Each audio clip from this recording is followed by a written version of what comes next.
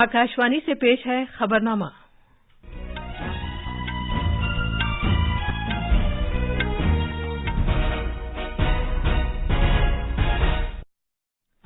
आदाब।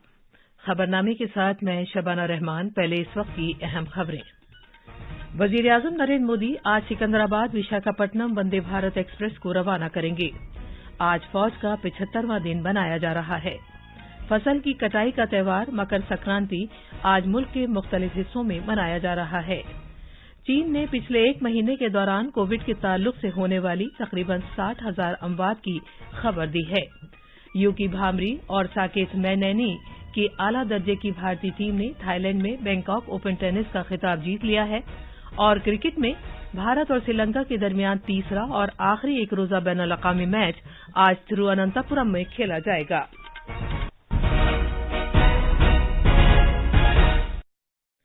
अब खबरें तफसील से। वजीर-ए-आजम नरेंद्र मोदी आज सुबह 10:30 बजे वीडियो कॉन्फ्रेंसिंग के जरिए सिकंदराबाद और विशाखापट्टनम के दरमियान चलने वाली वंदे भारत एक्सप्रेस रेलगाड़ी को हरी झंडी दिखाकर रवाना करेंगे। ये 8वीं वंदे भारत एक्सप्रेस ट्रेन है और ये पहली ट्रेन होगी जो तेलुगु जबान बोलने वाली दो रियासतों तेलंगाना और आंध्र प्रदेश को आपस में जोड़ेगी। पहली वंदे भारत एक्सप्रेस ट्रेन फरवरी 2019 में नई दिल्ली और वाराणसी के दरमियान शुरू की गई थी। वंदे भारत, जिसे मुल्क में ही डिजाइन किया गया है, एक ऐसी ट्रेन है जो जदीद सहूलतों से लैस है और ये मुसाफिरों को एक आरामदेह सफर का तजर्बा महसूस कराएगी। हमारे नामानिगार ने इत्तला दी है कि वंदे भारत एक्सप्रेस को जदीद हिफाजती निजाम से लैस किया गया है और इसे इस तरह तैयार किया गया है कि वो आमने सामने की टक्कर से बच सकती है। एक रिपोर्ट। वंदे भारत ट्रेन ने रफ्तार, सलाहियत, सहूलत और आसाइश की एक नई शिनाख्त बनाई है। इस ट्रेन की खुसूसियत ये है कि ये महज 52 सेकंड में 0 से 100 किलोमीटर फी घंटा की रफ्तार हासिल कर सकती है। इस ट्रेन की खुसूसियत ये भी है कि ये 180 किलोमीटर फी घंटे की रफ्तार से चलती है। वंदे भारत ट्रेन सिकंदराबाद और विशाखापट्टनम के दरमियान तकरीबन 8 घंटे में 700 किलोमीटर का फासला तय करेगी। ये आंध्र प्रदेश में विशाखापट्टनम, राजामुंद्री और विजयवाड़ा स्टेशनों पर रुकेगी और तेलंगाना में खम्भम, वारंगल और सिकंदराबाद स्टेशनों पर रुकेगी। मेक इन इंडिया पहल के तहत आइंदा सालों में 400 वंदे भारत ट्रेनें तैयार करने का हदफ रखा गया है। खबरनामे के लिए सिकंदराबाद से सुपर्णा साइकिया की रिपोर्ट के साथ मैं आसिया मेमुना। रेलवे के वजीर अश्वनी वैष्णव ने कहा है कि भारत में तैयार करदा वंदे भारत एक्सप्रेस एक आलमी दर्जे की ट्रेन है जिसे पूरी तरह भारत में डिजाइन किया गया है। कल सिकंदराबाद में नामानिगारों से बात करते हुए जनाब वैष्णव ने कहा कि मुल्क को आगे ले जाने के लिए ये एक बड़ी कामयाबी होगी। तेलुगु स्पीकिंग दोनों राज्य आंध्र प्रदेश और तेलंगाना को जोड़ने वाली ये ट्रेन कल्चरल यूनिटी का एक बहुत बड़ा प्रतीक बनेगा और विशाखापट्टनम उन सबको सिकंदराबाद के साथ जोड़ के एक बहुत बड़ा इसका इकोनॉमिक कॉरिडोर का महत्व भी रहेगा। हर एक क्षेत्र में, चाहे लोकोमोटिव्स हो, सिग्नलिंग हो, नई ट्रेन सेट्स हो, स्टेशन हो, हर एक क्षेत्र में माननीय प्रधानमंत्री जी का रेलवे के लिए जो बहुत बड़ा विजन है, उस विजन से हर एक सेक्टर, रेलवे का हर डायमेंशन ट्रांसफॉर्म हो रहा है। सियाहत के मरकजी वजीर जी किशन रेड्डी ने कहा है कि इस वंदे भारत एक्सप्रेस ट्रेन को मुतारिफ किए जाने के साथ इस खित्ते में सियाहत को ज्यादा फरोग हासिल होगा। उन्होंने कहा कि मज़कूरा ट्रेन से आम आदमी साथ ही साथ कारोबारी अफराद को फायदा पहुंचेगा।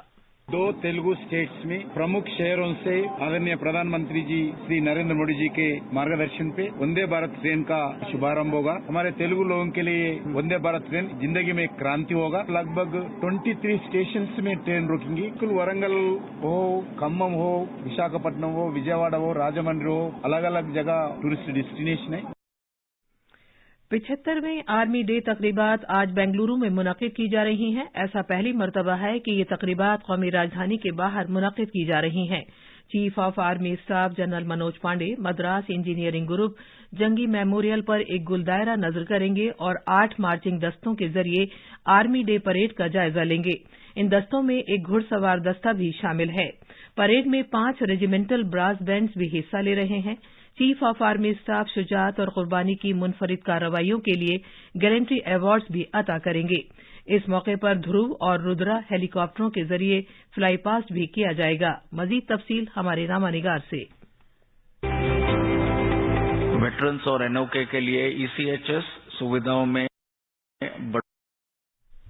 बेंगलुरु में फौज का दिन लोगों को भारतीय अफवाज की सलाहियतों को नजारा करने का एक मौका फराहम करता है।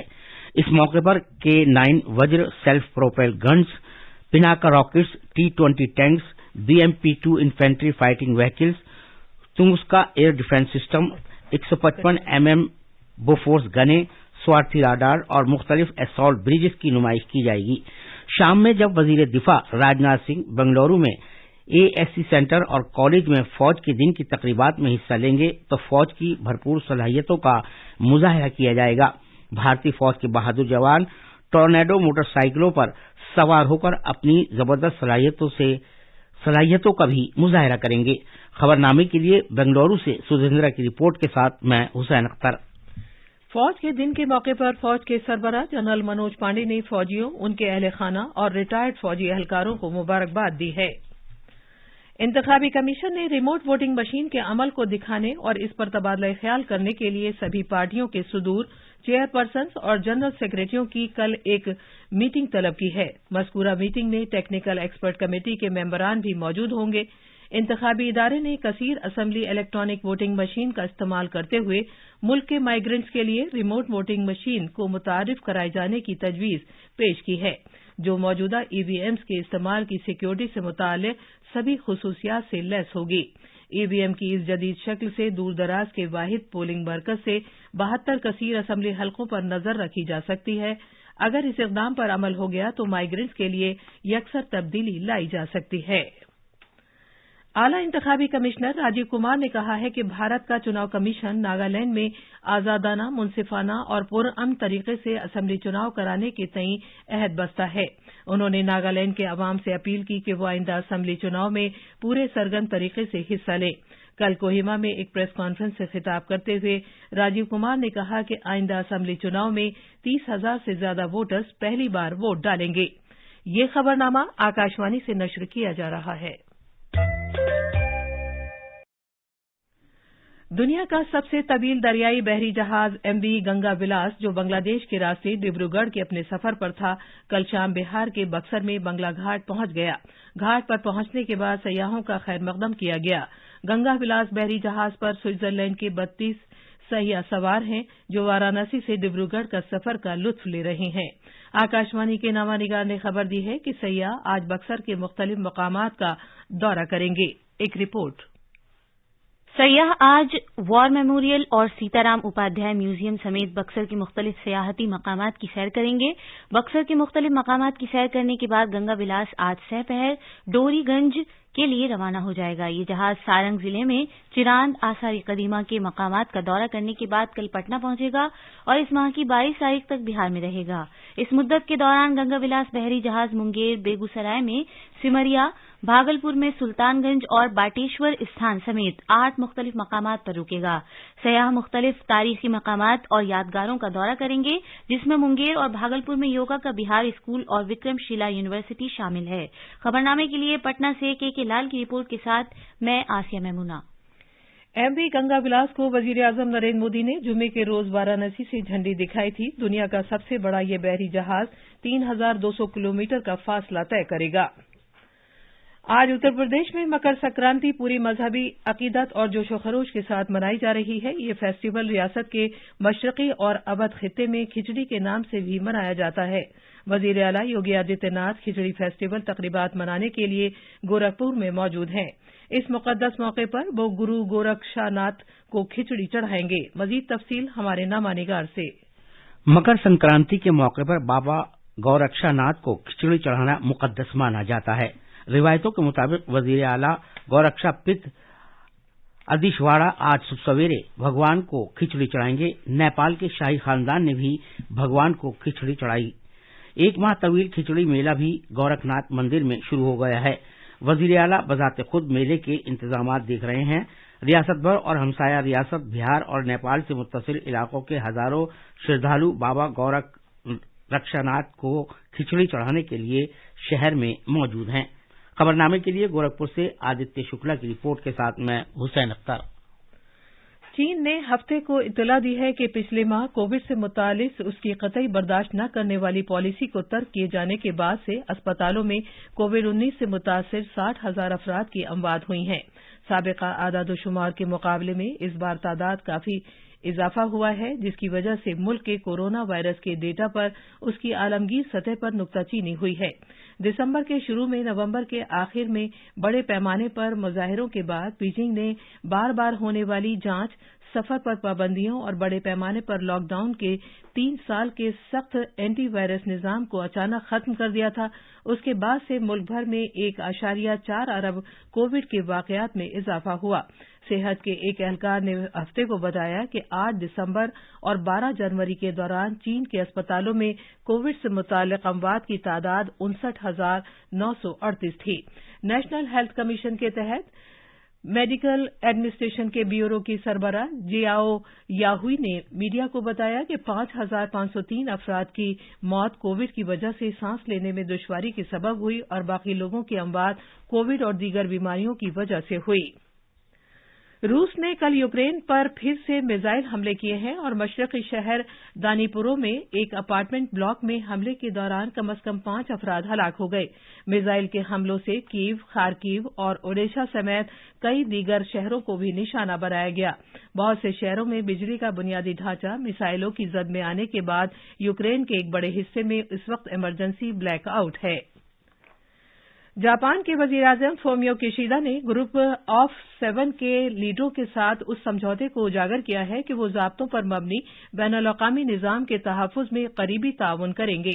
किशिदा ने कल वाशिंगटन में G7 5 मुल्कों के अपने दौरे के आखिरी मरहले के दौरान एक न्यूज़ कॉन्फ्रेंस की थी। फ्रांस, इटली, बरतानिया, कनाडा और अमरीका के लीडरों के साथ अपनी बातचीत का जिक्र करते हुए जनाब किशिदा ने कहा कि उन्होंने बाहमी उमूर और ताउन के साथ साथ दुनिया में सिक्योरिटी की गैर यकीनी सूरत हाल पर हर लीडर के साथ वाज़ेह तौर पर मुज़ाकरात किए।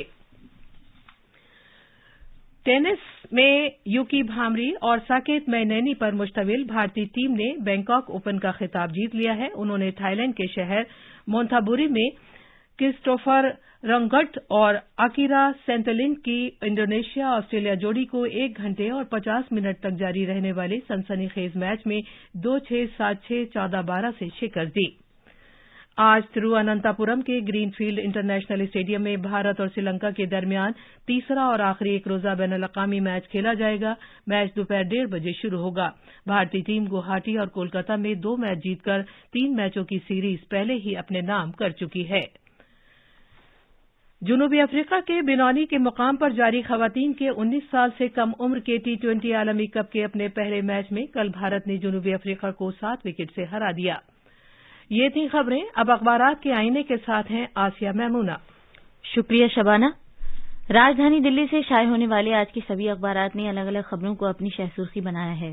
रोजनामा प्रताप ने वजीर-ए-आजम नरेंद्र मोदी के आज सिकंदराबाद में वंदे भारत एक्सप्रेस को रवाना करने की खबर को अपनी शहसुर्खी बनाया है। रोजनामा मिलाप की शहसुर्खी है, वजीर दिफा राजनाथ सिंह के इस बयान पर मबनी है, हिंदुस्तान बोलता है तो सारी दुनिया सुनती है।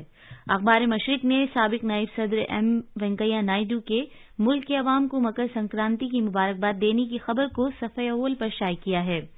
रोजनामा हिंदुस्तान एक्सप्रेस ने सर्दी की शिद्दत में इजाफे की खबर को नुमायां तौर पर पेश किया है। बारिश के बाद खराब मौसम के बायस कई इलाकों में दर्जे हरारत 0 के करीब गिर गया। रोजनामा राष्ट्रीय सहारा की एक अहम खबर है, हिंद यूएई के माबैन ग्रीन हाइड्रोजन की तरक्की के सिलसिले में मुआहिदा। इनकलाब और दीगर अखबारों की चंद अहम खबरें इस तरह हैं। भारत की ग्लोबल साउथ समिट आलमी मसाइल पर तबादला ख्याल करने का पहला कदम। खारजा सेक्रेटरी ने कहा कि G20 की सदारत में कसीरुल-जहती के मसाइल को हल करने में भारत अहम किरदार अदा करेगा।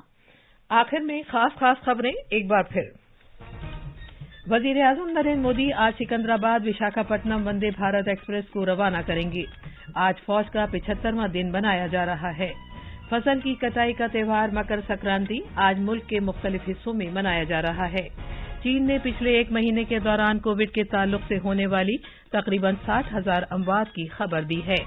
युकी भामरी और साकेत मैनेनी की आला दर्जे की भारतीय टीम ने थाईलैंड में बैंकॉक ओपन टेनिस का खिताब जीत लिया है। और क्रिकेट में भारत और श्रीलंका के दरमियान तीसरा और आखिरी एक रोजा बैनुल-अक़वामी मैच आज तिरुवनंतपुरम में खेला जाएगा। इसी के साथ खबरनामा खत्म हुआ।